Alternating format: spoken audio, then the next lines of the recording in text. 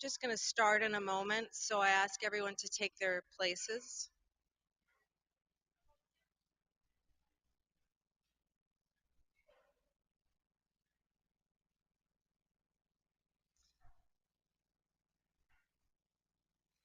We begin our service today with psalms and recitations that link the life of Moe Lerner to the over 3,000-year-old tradition of the people of Israel and the eternity of God. Mizmor LeDavid Adonai Roi lo elsa Vino deshe Ya Rabbi tzeini Al me menuchot Yenah aleini Nafshi shavet Yanchaini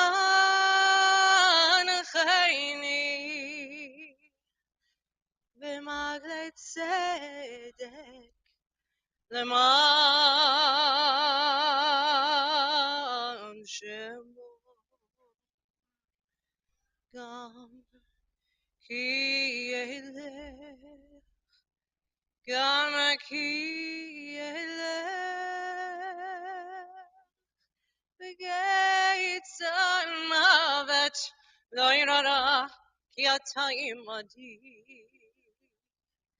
Shivtecha ומשענתך המה ינחמוני תערוך לפניי שולחן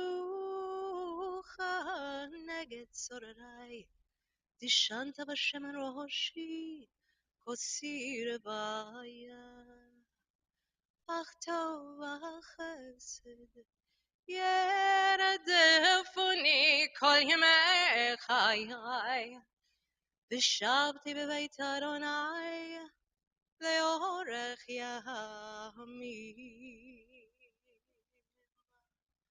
Adonai is my shepherd, I shall not want, giving me repose in green meadows, leading me beside the still waters to revive my spirit, guiding me on the right path, for that is God's essence.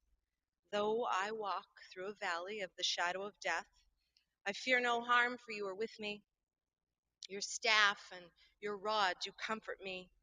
You prepare a banquet for me in the presence of my foes. You anoint my head with oil, my cup overflows. Surely goodness and kindness shall be my portion all the days of my life, and I shall dwell in the house of God forever. We can all say, Amen. When I sat with representatives of Moe's family, I learned of a man who was curious right from the time he was a young boy. Born in 1953 to Pearl and Art Lerner, both of blessed memory now, he is brother to Yael and Carol, and to Michelle, and to Kara and Jonathan, and to Mita, and to Anne. He was a friend to many, with lasting relationships right from childhood. The childhood where his curiosity began, how things worked, what things did, how we humans live. This all began for him as a youngster, when he was fascinated with everything, from his pet turtle to experimenting with fire, to music, to song, to visual arts, and mostly to the art of medicine. And wanting to bring his beloved understanding of medicine, science, and his reverence for the human body to the people. He was a highly respected teacher, a teacher's teacher, who could use his God-given gift of the talent of being an entertainer to inspire people to understand the gift of their own human body. Our body, our gift. From ancient Judaism to modern times, Judaism's view of the relationship with the body includes God and is a decided and embraced belief system to inspire us mortal humans to understand that the body is our tool for sacred work in the world. And care, protection, and respect for it is necessary because it is holy. And because it is holy, this treatment of people in both philosophy and action of kindness and care was paramount to the way in which Moe lived his life, right from the start of that curious boy searching for answers to when he wanted to sing the praises, literally and figuratively, to enlighten everybody, from medical students to the layperson, about the wonders and mysteries of the body. I have so enjoyed getting to know Moe through his own voice. His gift of the gab on radio shows and his gift of his own writing, and then the work he did in the medical field. He worked as a primary care physician at the Health Sciences Center for several years. Moe became director of emergency services at Seven Oak Hospital. He was medical director at City of Winnipeg Ambulance and Paramedic Services, consultant to the Health Reform Office, which helped to create, among other things, the Regional Health Authority system, and served for a time as the medical director of the Aboriginal Health and Wellness Center.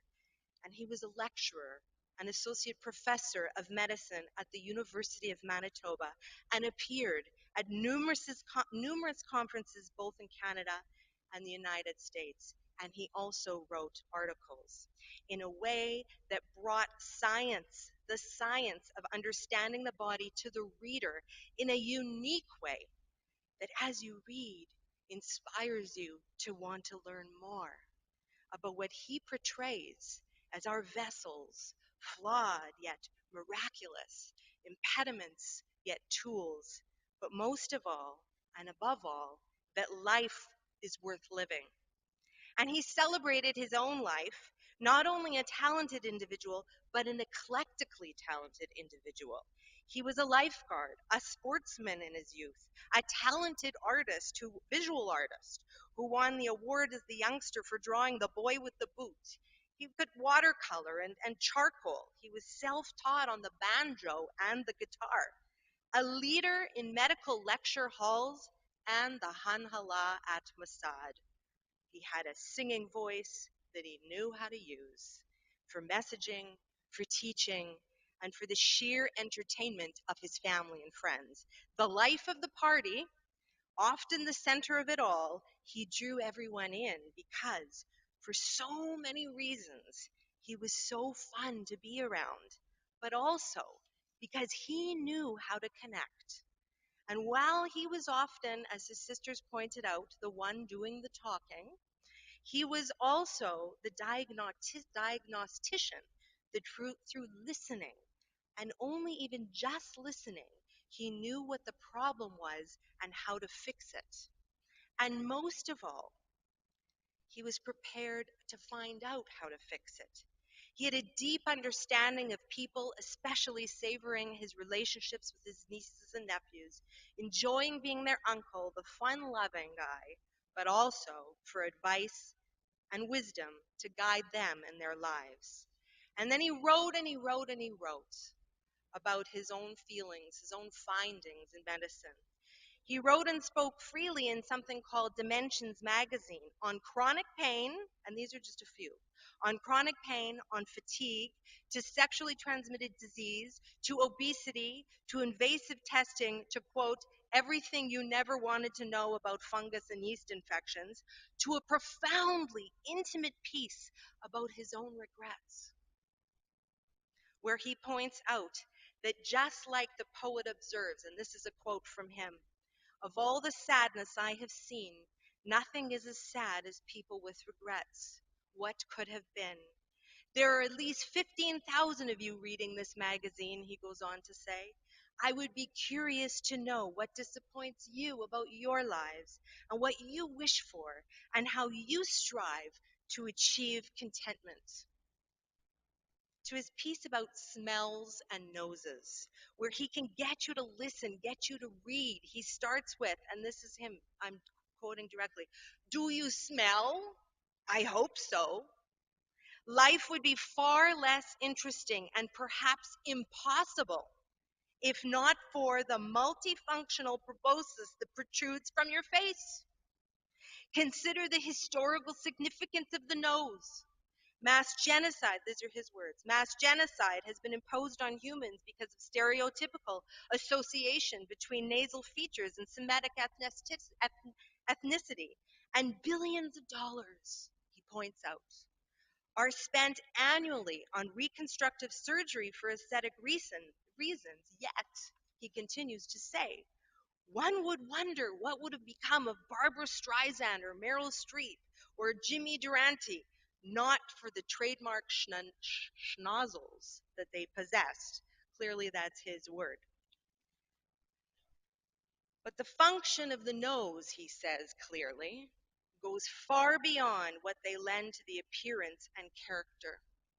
And he goes on to fascinate the reader with the beauty of smell and smelling, and how it has saved lives, produced life, and the necessity, its entity, and continuation in life. When our people crossed the Red Sea, it's such a simple concept. When our people crossed the Red Sea, the Jewish people, they sang for the miracle of life and for the sadness that even though they were being chased back into the shackles of slavery, there was the loss of life of the Egyptians who would drown behind them. And for the realization that somehow we remained alive. They praised, we praised. We sang out a specific song that we refer to as Yashir Moshe, Kol B'nai Israel, when Moses sang with the voice of all Israel. I believe that Moe did that every day with his teachings, his music, his laugh, and his laughter. And his ability to speak to people as a human who recognized all an equality and a deservedness of kindness and caring, treatment with dignity and with respect. The Torah gives us insight through clues to the ancient Israelites to teach us that we for centuries have believed that the soul and the body are connected, separate, yet indivisible partners in human life. 3 words, neshama, nefesh, and ruach, are used to describe our souls. We learn in the creation story of God breathing life into the human who was earth and dust, and that body is animated by something perhaps intangible, through air, through wind, through something that made life filled with joy and with sorrow. These are our ways of expressing our reaction to life, our emotions. These are reflecting of our inner selves. And if we are lucky enough to have people around us who are brave enough to see us and hear us and care about us, I believe Moe was such a person. His unwavering sense of humor, his clever way of using words, were vehicles for getting his message across. But in the heart of hearts, he knew all of this was ultimately responsible for what mattered most, and that's the sacred work of life, and especially his. And I will end with his specific words. This is a direct quote from Moe. As a doctor, and especially as an ER specialist, I have often heard things that people would not even share with their spouses. Perhaps it is the white coat, or perhaps it is the panic and realization of one's mortality that turns doctors like me into priests apparent. The experience has led me to wax philosophical about what I call the universality of thought. We all love to be loved, need to be needed, and hate to be hated. We just express these differently. Tehi nishmato tzura b'tzur chayim, may his soul be bound up in the bond of life eternal. May he forever rest in peace, and we can all say, Amen. It's now an honor for me to call upon family members to share further words of tribute. So I'm first going to call up Anne and Kara, and then Anne, and then Ian, and then Marianne.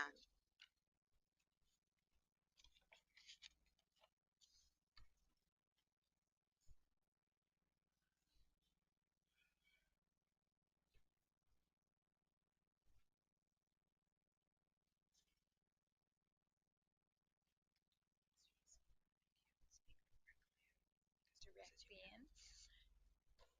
Okay. On Tuesday, after we said goodbye to Mo and the tears had started to dry, we realized that one of us should probably say a few words about him at his funeral. And this led to a problem. Because of all 6 siblings, the best and probably the only great speaker was Mo. Mo was warm and funny and could play to an audience like no one else could. It was for this reason that I asked him to MC my wedding and give the toast to the bride. I never thought I'd be paying him back by speaking at his funeral, but I'll try to say a few words that Mo would think were okay. Mo had so many wonderful traits. I didn't know Mo for the first 10 years of his life, because I came along a lot later. But when I did come along, Mo was my superhero. When I set off to Camp Masad at the age of 8 for 3 weeks, many of my friends were terrified. I wasn't, because I had my big brother there, who was not only a counselor, but was one of the Hanhala, one of the heads of the camp. I knew he would keep me safe. Camp Masad was a second home to Mo. He was in his element there. His humor and his warmth made him the king of the camp. Mo not only had a great sense of humor, but he was also a gifted artist. And people may not know this, but Mo is the person who created the emblem of Camp Masad, which, as many of us know, is a palm tree. Most of us just take the emblem for granted. We don't think about how funny it is to have a palm tree as an emblem for a camp in the middle of Winnipeg Beach beside a highway. The camp didn't even have flush toilets, but for Mo it was a paradise, a resort worthy of a palm tree. I think many of us who think of Mo picture him entertaining people with his warm sense of humor. No one knew how to entertain like Mo. Whether it was emceeing medical school beer and skits or performing shtick at Camp Masad, Mo loved an audience, and they loved him. In the early 1990s, CBC Radio was looking for a doctor who not only knew his stuff, but could entertain an audience. The show's producer found, of course, Mo. The host of the CBC radio show emailed me that one of his most memorable radio episodes was when he decided, live on air, to demonstrate how to perform mouth-to-mouth resuscitation on animals, using his own dog as the subject. As his lips closed around the dog's snout, no one in the studio could keep a straight face. Listeners loved him, and he had a way of making the most complex subject easy to understand. He will be missed by many, said the host, not only those who knew him personally, but also those who welcomed him into their kitchens and living rooms on the radio every week. Some of his best times were the times he spent with his boyhood friends.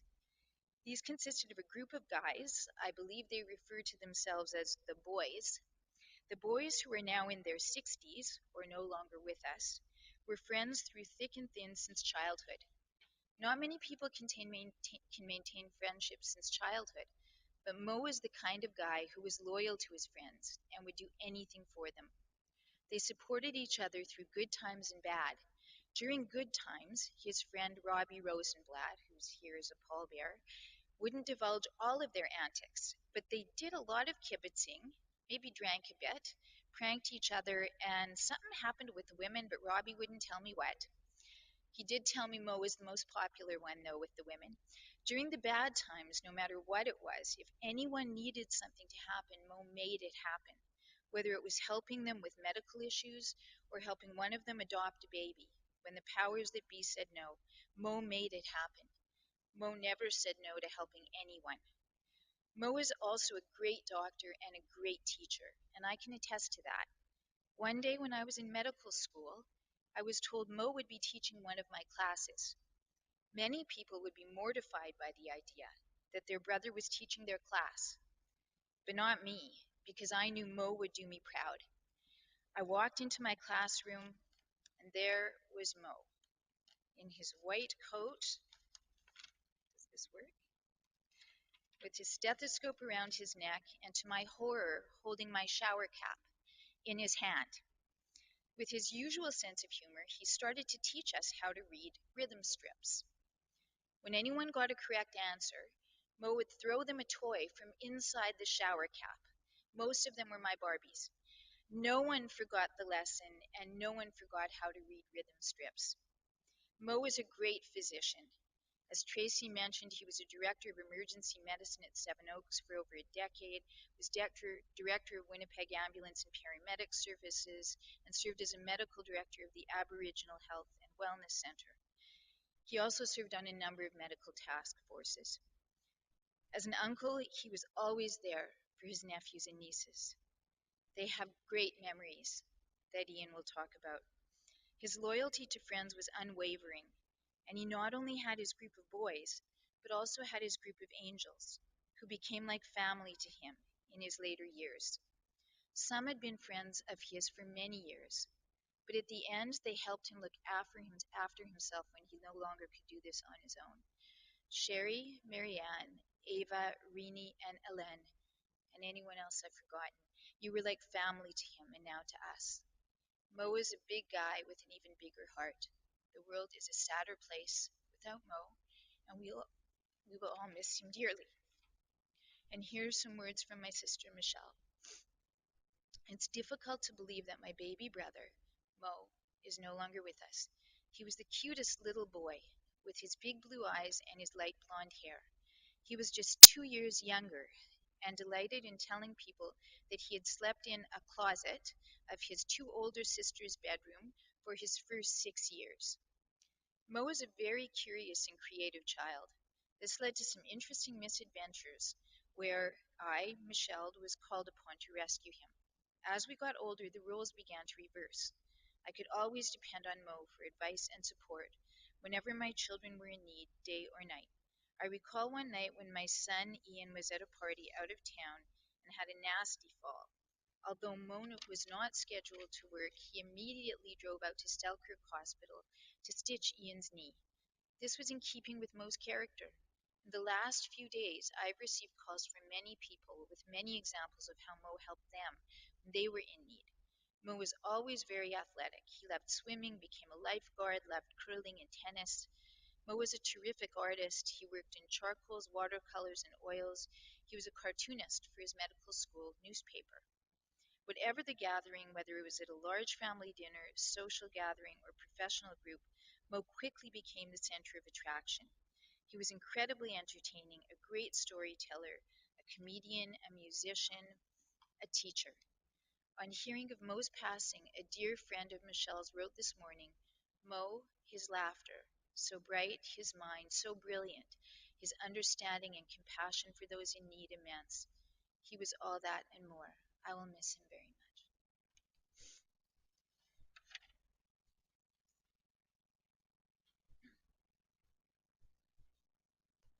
Here are a few of my memories of Mo.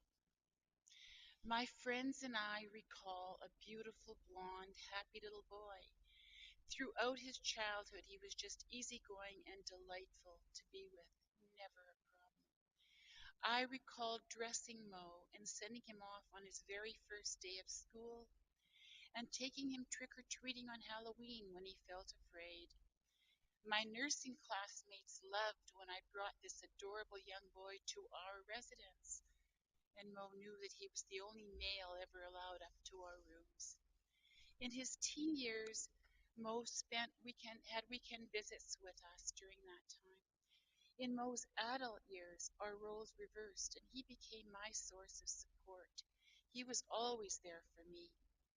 Regarding Mo's infectious sense of humor that still brings a smile to all who crossed paths with him, Throughout my son's childhood and teen years and beyond, Mo was a big part of our lives. Mo and Michael and Jeff fully adopted his unique style of humor, and this part of Mo is so recognizable in them. And in this, I always feel Mo's presence. Mo initiated the Mike and Mo show, which people have seen pictures of just today. And they were afternoons with Michael of humor and duets on banjo and bass. Mo's idea. Mo even made tapes of this fun. He sincerely enjoyed his time with his nephews. He even once invited a teenage Michael to join him on a European jaunt with a medical colleague.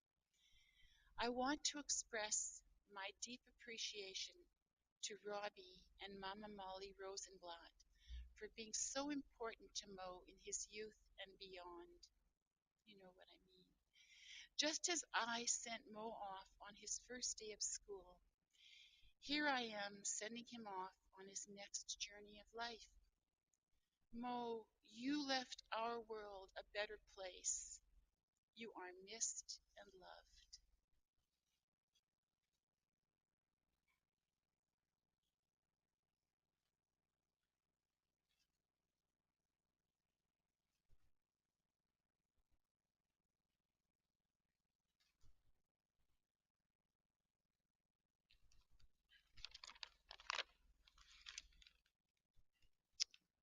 So my voice projects, so this might be a little bit loud, but I'll try to temper it. So good afternoon. Thank you all for joining us today to celebrate the life and legacy of our Uncle Mo. For those of you who don't know me, my name is Ian, and I count myself amongst a group of nieces and nephews who were privileged enough to live with, laugh with, and learn from Uncle Mo. As a group of cousins, we're spread out across the world, and not all of us could be here today. So, with that in mind, I'm here to do my best to represent the views and stories of all of us as a group. Today, I'll be reading select pieces from some of the cousins that capture how much Uncle Mo meant to us all. Since I already have the mic, I'll start with my own story. And I'll start with an obvious statement. Uncle Mo was an amazing man. And I think I can speak for all of us in suggesting that he was an extraordinarily positive presence in all of our lives. He was a gifted and animated storyteller, as we've heard, and always made our family gatherings special with his presence. He was incredibly funny, slipping in and out of various character roles and accents just to put a smile on the face of the people he cared about. He even memorized full scenes from cartoon shows like Ren and Stimpy and Looney Tune shows for the sole purpose of performing hilarious impressions just to make us laugh. He thrived on that. He definitely had the ability to put a smile on my face each and every time I saw him. And I think most people would agree he had a natural gift to change the mood in any room for the better with his amazing knack for a great joke. Uncle Mo was a mentor to me for as long as I can remember, always encouraging me to keep persevering in the face of adversity. He would always encourage me in two very simple, basic but meaningful ways. Namely, number one, by telling me he believed in me, and number two, by telling me that he was proud of me. These pieces of encouragement have been invaluable to me, and I resolve never to forget them. He loved his career in medicine. There's no question about that, and he cared for his patients deeply. He was a brilliant, compassionate doctor, but beyond that, as we've heard, he loved teaching medical students and residents how to care for patients too, and I feel especially lucky that I was able to benefit from some of his lessons myself. I'm eternally grateful for these shared learning experiences. Many people don't know this, but for the first surgical skill he taught me how to shave. I remember clearly standing in front of a mirror with him the very first time I attempted the craft. He was by my side, repeating the phrase, gentle strokes, shaving his own face next to me so I could emulate him. But despite his expert teaching technique, it took at least 30 painful nicks and cuts for me to complete my first debearding. He looked at me, smiled, and said simply, surgery probably won't be your calling. Wouldn't you know that wise Uncle Mo was absolutely right? Finally, one of Uncle Mo's common refrains he would often use in my presence, as we heard earlier today, was people love to be loved, need to be needed, and hate to be hated, always remember that. What I came to appreciate from this is that Uncle Mo wanted everybody to understand and feel endless love from him. And he knew that, of course, there was always an unending need for him by his patients, by his colleagues, by his friends, by us as a family. But even deeper than that, this favorite phrase of his conveyed his strong belief in the human need for togetherness. And here we all are, connected to honor him, and the impact that he's had on all of us. He would be immensely pleased to see so many of those who loved him and meant the most to him here today. We're all so lucky to have benefited from spending time with him. I just wish there was a lot more of it. I'm so thankful to have had a brilliant champion like you in my corner, Uncle Mo. And I speak for Samantha and I, saying we will miss you every day so very much. Next, I'll share some memories from Daniel and Emily that they wrote. Uncle Mo had the rare gift of being both the fun uncle who you could laugh with for ages, and at the same time being the guy who you could trust with any problem you might be having. He was always the life of our family dinners, regaling us with side-splitting jokes and stories, drawing doodles for the kids, and in between jokes, giving us our flu shots or stitching up cuts, no matter where we might be, even out at Ray and Jerry's. Yes, that did happen. As just one example of Uncle Mo's antics, one family dinner, I, Daniel, remember him giving me a box. Inside was one of the first ever handheld electronic games called Merlin, the Electronic Wizard. Merlin would play tic tac toe, blackjack, or mindbender with you and would beat me more often than not. More than just an entertainer, Uncle Mo was a peacekeeper and a fiercely loving and supportive uncle.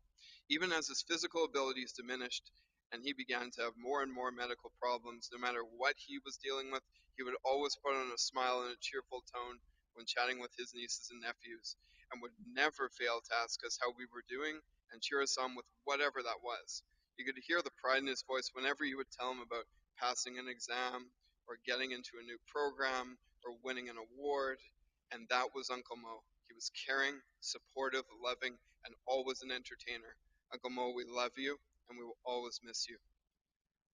Finally, my cousin Jonathan, who lives in Australia, has asked me to share some of his feelings. Jonathan was always very close with Uncle Mo and is watching this ceremony alongside his father Yale right now via a live feed. So here are his thoughts. I've been asked to keep this brief, which is unfortunate because Uncle Mo loved a good story, or as he would say, give me the whole geschrei. And there's so much to say about this amazing and loving man who could tell a story like no one else. Uncle Mo and I were always close. He was the Mad Dog and I was the Baron, affectionate names from our many hours watching wrestling together when I was a little boy. And as far back as I could remember, we were also the only two people in the family who truly inherited the Staniloff gambling gene from Mo's mother Pearl. Our bond didn't stop, of course, there, and it's actually safe to say that in many ways, my sister and I share more in common with Uncle Mo than we do with even our own father. In fact, I recall a very profound moment in my youth when, around the age of 8, I proudly exclaimed to my mom, Uncle Mo is my hero. And he has remained one of my heroes ever since. He was so talented, unbelievably funny, witty, intellectual, artistic, musical, and energetic, but most importantly, he was everlastingly loving, affectionate, caring, and protective to the very end and to his very core. And he truly kept our family safe. He really looked after all of us, not just as our family's doctor, but as a doting uncle, son, brother, cousin, and even as a great uncle, always without fail. And I can say with complete certainty that all of Uncle Mo's great nieces and nephews from around the world completely loved and adored him, and with equal certainty that this affection was mutual. Thankfully, my children got to know and love Uncle Mo through regular video calls from Australia and annual visits to Winnipeg, where they adored climbing all over their giant uncle and getting from him what they felt like were the biggest hugs ever. And he'd always, always, always tell them and the rest of us how much he loved us, always without fail. While my kids didn't have the true privilege of meeting the more mobile, active, energetic, and crazy fun Uncle Mo of the past, they certainly got enough of a taste to appreciate when I eventually regaled them with tales of their legendary great uncle. And let's face it, everyone who's met him remembers and loves him.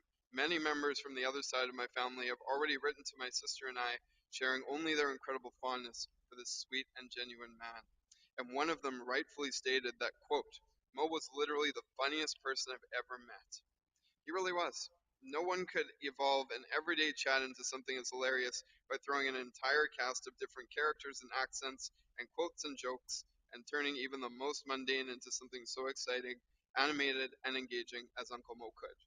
He was also unconditionally supportive and insightful. Always wanted to hear about our successes and was so proud of everything we accomplished, even the little things. He was a teacher by nature, and if you took the time to listen to him, he was actually an amazing teacher at that. Indeed, there's many doctors who he taught who would agree. But his teachings and generosity of spirit were not just limited to his medical field. He was certainly a life mentor to me, full of incredible humility, wisdom, and humor, and he taught me more about forgiveness than anyone else ever could have. In truth, Uncle Mo was really just a gentle, truly kind, and sweet person who wanted to help everyone and only asked for help himself when he felt he really needed it. Uncle Mo also understood that his many career and extracurricular accomplishments didn't mean nearly as much to him as his loved ones. And quite wisely, he didn't solely define family by flesh and blood, but also by honor and kindness. And for this reason, there are many others who were like family to Uncle Mo and enjoyed the gift of having such a wonderful man in their lives. And every one of us had a unique and special relationship with Uncle Mo. Mine is just one of the many fond and close ties he enjoyed with his loved ones, including a very special relationship with his nephew Bill that Uncle Mo was particularly fond of.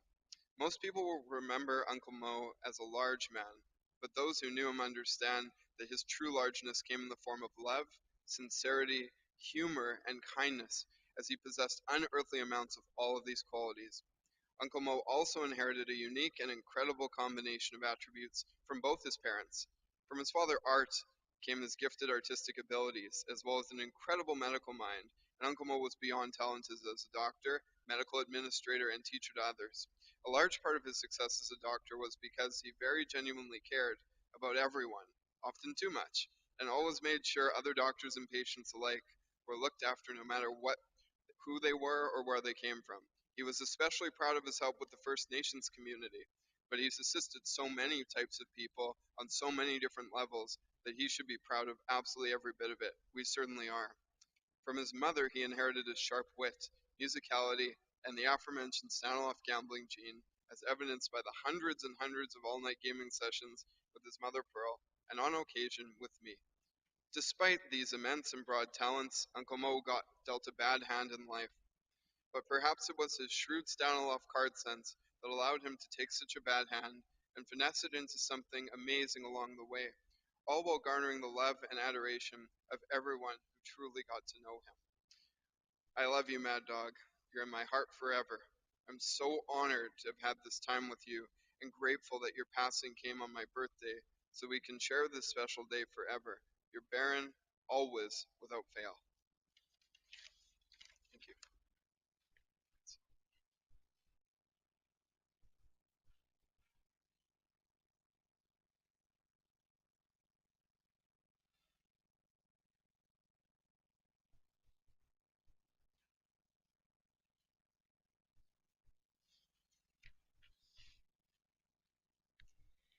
It is beautiful to see Mo's friends, family, and colleagues assembled here. Your presence is testimony that he held an important place in your lives. I may not have known Mo for as long as some of you, or shared his memories of childhood, but our association spans well over 30 years. We had time for many long discussions over these last difficult years, and I came to appreciate just how much he had to share to teach us all. I want to thank the family for the honor of speaking to you, but I cannot speak of Mo without addressing certain elements which were very near and dear to him, and were a huge component of his private and work life. You may be aware that Mo spent years of his life trying to reach out to the public as an obese person to fight for the basic human rights of dignity, respect, and equality. He always said that obesity was the last socially acceptable prejudice. Changing this gave purpose to his life. So determined was he to change how society perceives obesity that he made it his mission to enlighten us. He wrote a book, made a documentary, shared his experiences and knowledge on television and radio talk shows, and lectured widely. Throughout his life, he saw vulnerability and sought to protect. He saw illness and suffering and wanted to heal. He saw loneliness and reached out to comfort.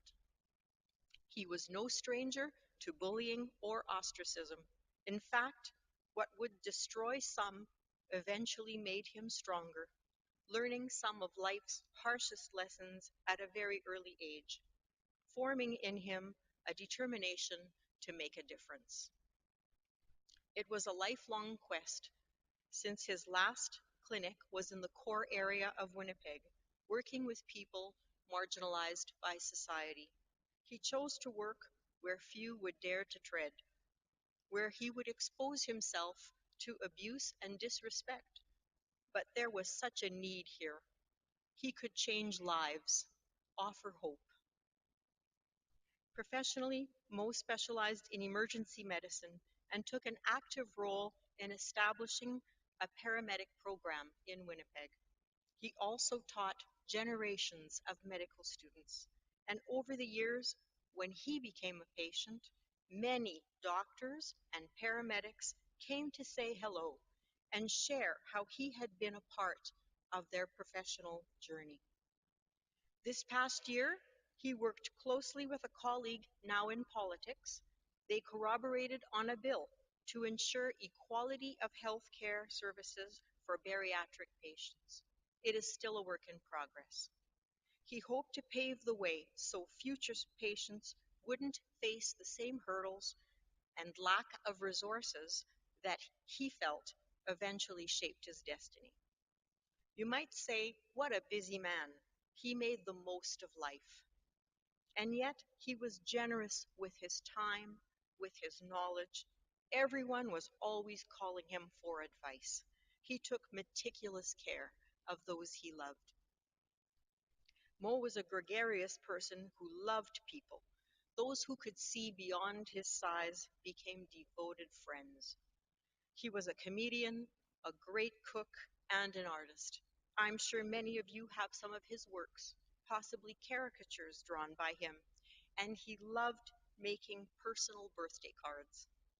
He traveled much of the world and loved to reminisce about good times shared and the famous people he had met. He had a brilliant mind and an exceptional memory for detail. He was a remarkable diagnostician and was very proud to have followed in his father's chosen profession. You may know that there is another generation of learners poised to follow in his footsteps. I'm sure they are inspired by their uncle's compassion and dedication. Lastly, and very importantly, I want to thank Moe's extended family and caregivers for all the support they provided over the last few years, for filling his life with love, compassion, humor, unheeded advice, and stimulating arguments. Thank you for being just a phone call away, for being his strength and courage when he temporarily misplaced his own. What a team you made. You truly were the wind beneath his wings. Also, special recognition to the many specialists who came to Deer Lodge in consultation or to treat Moe. These devoted professionals would come at the end of a long day or on a weekend to facilitate access to their services. If Moe has left us a legacy through his life, it is the awareness that we were created to need one another, that happiness and fulfillment comes from nurturing others. He would say, don't allow differences to alienate you. Clasp a warm hand, look into beautiful eyes, and be at peace with what cannot be changed. Accept others at face value, do not judge them, and don't use your own ruler to measure up against them. Love them as they are. Humanity is equally precious, fragile, ephemeral. If you leave here today with hearts laden with sadness, you've missed the point, the essence of Moe's life.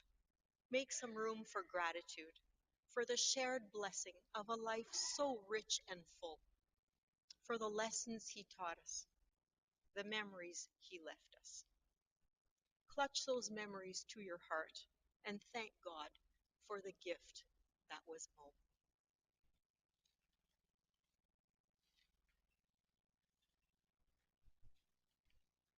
Please rise.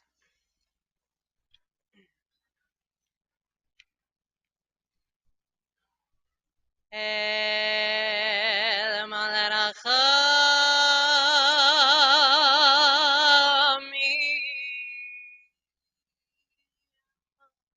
Shochein Bamromi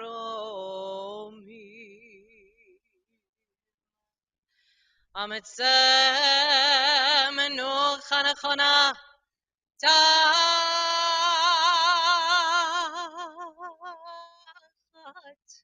Kan Verschrina במעלות קדושים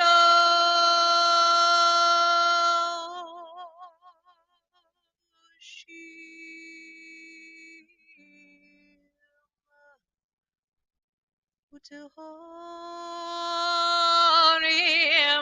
כזר רק ימזהירים עד נשמת משה בן פנינה ואשר הנזל שלח לעולמו בגן עדן תהיה מנוחתו אנה בעל רחמים אז תיראו בסתר כנפיך לעולמים וצרור בצרור החיים את נשמתו אדוני ונחלתו וינוח בשלום על משכבו ונאמר Amen. Exalted, compassionate God, grant infinite rest in your sheltering presence among the holy and the good to the soul of Moshe, the son of Penina, Asher, Hanzel, who is gone to his eternal home. Merciful one, we ask that our loved one find perfect peace in your eternal embrace. May his soul be bound up in the bond of life. May he forever rest in peace. And we can all say, Amen. You may be seated for a moment. Internment will now follow at Rosh Pina Memorial Park. That's this way down Main Street. Please keep your hazard lights on and obey traffic rules as you follow in the procession. If you are parked across the street at Wojcik's in their parking lot, you need to be aware that you need to move your car by 1:30 from their parking lot. If you are unable to come to the cemetery due to physical conditions in the extreme cold, you are welcome to proceed directly to Shaarei Tzedek Synagogue where the meal of consolation will be taking place. Following the meal of consolation, Shiva will be observed as follows at the home of Kara and Jonathan Croft, 463 Park Boulevard East at the following times. Saturday through to including Wednesday evening from 7:30 to 9:30 p.m. with services happening in the home in the evenings. It is traditional to perform an act of tzedakah in honor of the life of a loved one, of a community member, and the family would be honored if you would make just a donation to the charity of your choice. So I'm now going to ask that the pallbearers be the first to take your positions by the casket. The rest of you please quietly rise, and that way you will form the two lines for the casket and the pallbearers to pass through.